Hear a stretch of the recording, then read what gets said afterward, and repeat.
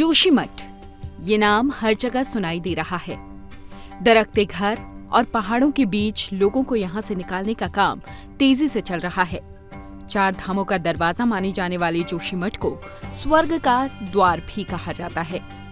जोशीमठ बना कैसे, क्या है इसका धार्मिक महत्व, और अगर जोशीमठ के पहाड़ दरक जाते हैं तो बद्रीनाथ धाम का क्या होगा, चलिए आपको बताते हैं।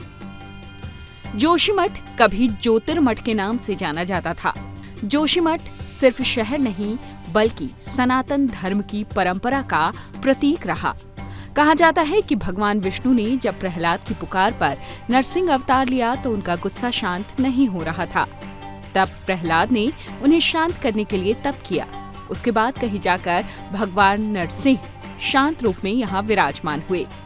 जोशीमठ में भगवान नरसिंह का मंदिर है और बद्री विशाल सर्दियों में इसी मंदिर में निवास करते हैं।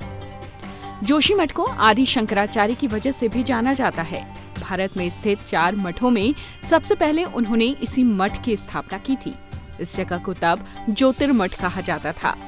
7वीं सदी में आदि शंकराचार्य को यहाँ ज्ञान प्राप्त हुआ। देश का सबसे पुराना पेड़ माना जाने वाला कल्प वृक्ष भी जोशीमठ में मौजूद है। जोशीमठ के भगवान नरसिंह के मंदिर के बारे में कहा जाता है कि यहाँ विराजमान मूर्ति की दाहिनी भुजा पतली होती जा रही है। स्कंद पुराण के केदार खंड में कहा गया है कि जब ये भुजा टूट कर गिर जाएगी तब नर पर्वत और नारायण पर्वत आपस में मिल जाएंगे और बद्रीनाथ जाने का रास्ता बंद हो जाएगा। फिर बद्री विशाल कहीं और पूजे जाएंगे और इसे भविष्य बद्री के नाम से जाना जाता है। बद्रीनाथ से 19 किलोमीटर दूर तपोवन में ये जगह मौजूद है। कहा तो ये भी जाता है कि कत्यूरी शासकों से भी जोशीमठ का संबंध है। उनके राज में जोशीमठ को कीर्तिपुर भी कहा गया, कहीं कहीं से कार्तिकेयपुर भी कहा गया।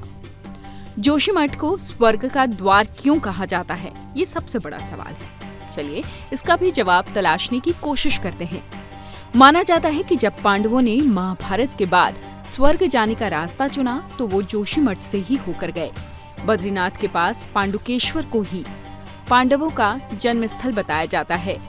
बद्रीनाथ के बाद पड़ता है माना गांव और इसके बाद पड़ता है स्वर्ग रोहिणी। यहाँ से पांडवों ने एक एक कर युधिष्ठिर का साथ छोड़ना शुरू किया और आखिर में पहाड़ों को पार करके एक कुत्ता ही युधिष्ठिर के साथ स्वर्ग गया। लेकिन जोशीमठ को स्वर्ग का द्वार कहे जाने के पीछे एक और वजह बताई जाती है, या यूं कह लीजिए एक और मान्यता है। जोशीमठ को पार करके जब आप आगे बढ़ते हैं तो पड़ती है फूलों की घाटी, बेहद ही खूबसूरत, मन को मोह लेने वाली। औली की शुरुआत भी यहीं से होती है और इसलिए इसे स्वर्ग का द्वार कहा जाता है, यानी स्वर्ग जाने का खूबसूरत रास्ता, यानी इसके आगे स्वर्ग जैसी खूबसूरती है।